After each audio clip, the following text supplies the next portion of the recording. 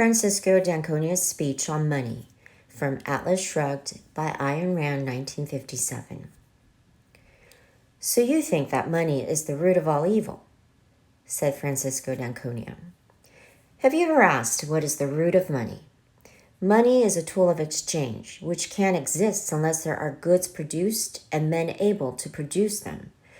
Money is the material shape of the principle that men who wish to deal with one another must deal by trade and give value for value. Money is not the tool of the moochers who claim your product by tears, or of the looters who take it from you by force. Money is made possible only by the men who produce. Is this what you consider evil? When you accept money in payment for your effort, you do so only on the conviction that you will exchange it for the product of the effort of others. It is not the moochers or the looters who give value to money.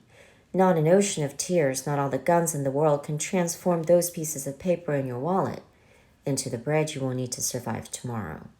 Those pieces of paper, which should have been gold, are a token of honor. Your claim upon the energy of the men who produce. Your wallet is your statement of hope that somewhere in the world around you, there are men who will not default on that moral principle, which is the root of money. Is this what you consider evil? Have you ever looked for the root of production? Take a look at an electric generator and dare tell yourself that it was created by the muscular effort of unthinking brutes. Try to grow a seed of wheat without the knowledge left to you by men who had to discover it for the first time. Try to obtain your food by means of nothing but physical motions, and you'll learn that man's mind is the root of all the goods produced and of all the wealth that has ever existed on earth. But you say that money is made by the strong at the expense of the weak? What strength do you mean? It is not the strength of guns or muscles. Wealth is the product of man's capacity to think. Then is money made by the man who invents the motor at the expense of those who did not invent it? Is money made by the intelligent at the expense of the fools? By the able at the expense of the incompetent? By the ambitious at the expense of the lazy? Money is made before it can be looted or mooched, made by the effort of every honest man, each to the extent of his ability. An honest man is one who knows that he can't consume more than he has produced.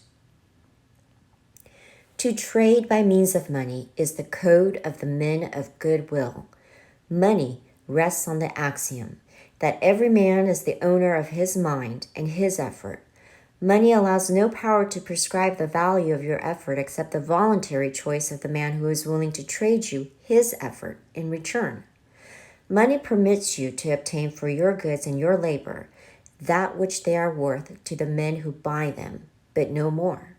Money permits no deals except those to mutual benefit by the unforced judgment of the traders.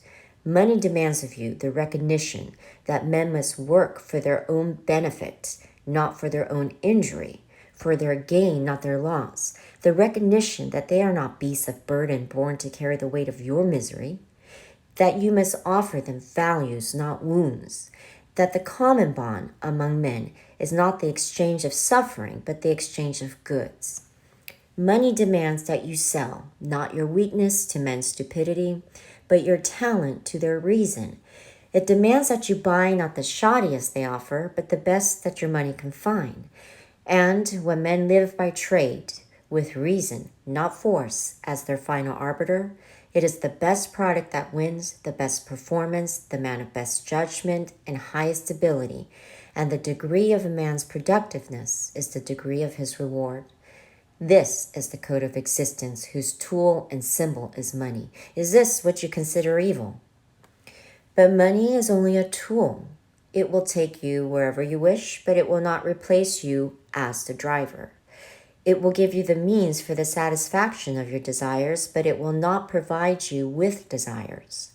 Money is the scourge of the men who attempt to reverse the law of causality, the men who seek to replace the mind by seizing the products of the mind. Money will not purchase happiness for the man who has no concept of what he wants. Money will not give him a code of values if he's evaded the knowledge of what to value, and it will not provide him with a purpose if he's evaded the choice of what to seek. Money will not buy intelligence for the fool, or admiration for the coward, or respect for the incompetent. The man who attempts to purchase the brains of his superiors to serve him, with his money replacing his judgment, ends up by becoming the victim of his inferiors. The men of intelligence desert him, but the cheats and the frauds come flocking to him, drawn by a law which he has not discovered, that no man may be smaller than his money. Is this the reason why you call it evil? Only the man who does not need it is fit to inherit wealth, the man who would make his own fortune no matter where he started. If an heir is equal to his money, it serves him. If not, it destroys him. But you look on and you cry that money corrupted him. Did it? Or did he corrupt his money? Do not envy a worthless heir. His wealth is not yours, and you would have done no better with it. Do not think that it should have been distributed among you. Loading the world with 50 parasites instead of one would not bring back the dead virtue which was the fortune.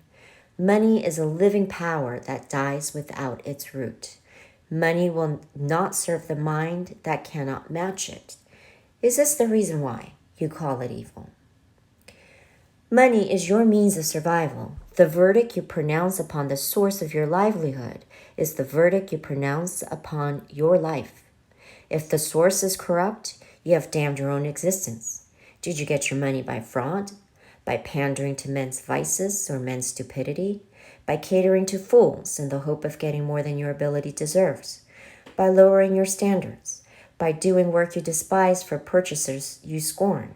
If so, then your money will not give you a moment's or a penny's worth of joy. Then all the things you buy will become not a tribute to you, but a reproach, not an achievement, but a reminder of shame. Then you'll scream that money is evil. Evil because it would not pinch it for your self-respect. Evil because it would not let you enjoy your depravity. Is this the root of your hatred of money? Money will always remain an effect and refuse to replace you as the cause. Money is the product of virtue, but it will not give you virtue, and it will not redeem your vices. Money will not give you the unearned, neither in matter nor in spirit. Is this the root of your hatred of money? Or did you say it's the love of money that's the root of all evil? To love a thing is to know and love its nature. To love money is to know and love the fact that money is the creation of the best power within you, and your passkey to trade your effort for the effort of the best among men. It's the person who would sell his soul for a nickel who is loudest in proclaiming his hatred of money. He has good reason to hate it. The lovers of money are willing to work for it. They know they are able to deserve it. Let me give you a tip on the clue to men's characters. The man who damns money has obtained it dishonorably. The man who respects it has earned it. Run for your life from any man who tells you that money is evil. That sentence is the leper's bell of an approaching looter.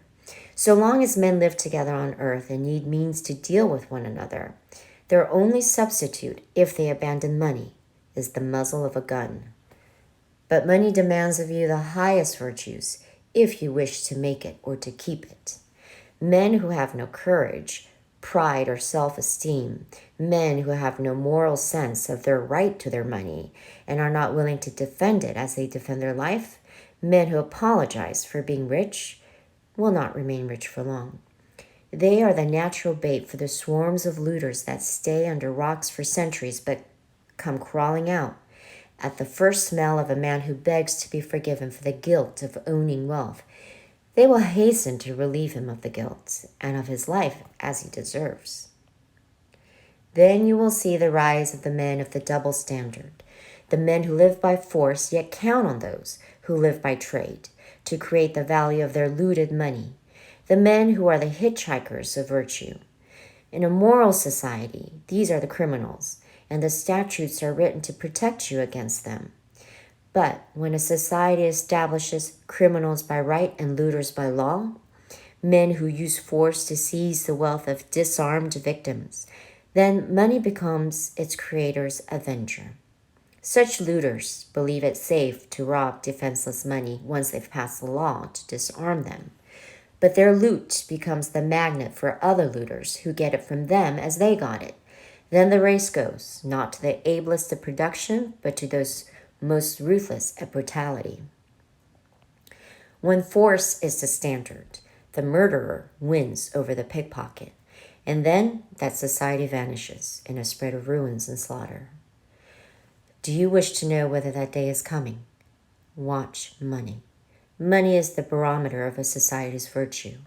When you see that trading is done not by consent, but by compulsion, when you see that in order to produce, you need to obtain permission from men who produce nothing, when you see that money is flowing to those who deal not in goods, but in favors, when you see that men get richer by graft and by pull than by work, and your laws don't protect you against them, but protect them against you, when you see corruption being rewarded and honesty becoming a self-sacrifice, you may know that your society is doomed. Money is so noble a medium that it does not compete with guns and it does not make terms with brutality. It will not permit a country to survive as half property, half loot. Whenever destroyers appear among men, they start by destroying money, for money is men's protection and the base of a moral existence. Destroyers seize gold and leave to its owners a counterfeit pile of paper. This kills all objective standards and delivers men into the arbitrary power of an arbitrary setter of values. Gold was an objective value, an equivalent of wealth produced. Paper is a mortgage on wealth that does not exist, backed by a gun aimed at those who are expected to produce it. Paper is a check drawn by legal looters upon an account which is not theirs, upon the virtue of the victims. Watch for the day when it bounces, marked account overdrawn. When you have made evil the means of survival, do not expect men to remain good. Do not expect them to stay moral and lose their lives for the purpose of becoming the fodder of the immoral. Do not expect them to produce when production is punished and looting rewarded. Do not ask who is destroying the world. You are. You stand in the midst of the greatest achievements of the greatest productive civilization, and you wonder why it's crumbling around you, while you're damning its lifeblood, money. You look upon money as the savages did before you, and you wonder why the jungle is creeping back to the edges of your cities. Throughout men's history, money was always seized by looters of one brand or another, whose names changed but whose methods remained the same. To seize wealth by force and to keep the producers bound, demeaned, defamed, deprived of honor. That phrase about the evil of money, which you mouth with such righteous recklessness, comes from a time when wealth was produced by the labor of slaves, slaves who repeated the motions once discovered by somebody's mind and left unimproved for centuries, so long as production was ruled by force and wealth was obtained by conquest. There was little to conquer. Yet, through all the centuries of stagnation and starvation, men exalted the looters as aristocrats of the sword, as aristocrats of birth, as aristocrats of the bureau, and despised the producers as slaves, as traders, as shopkeepers, as industrialists.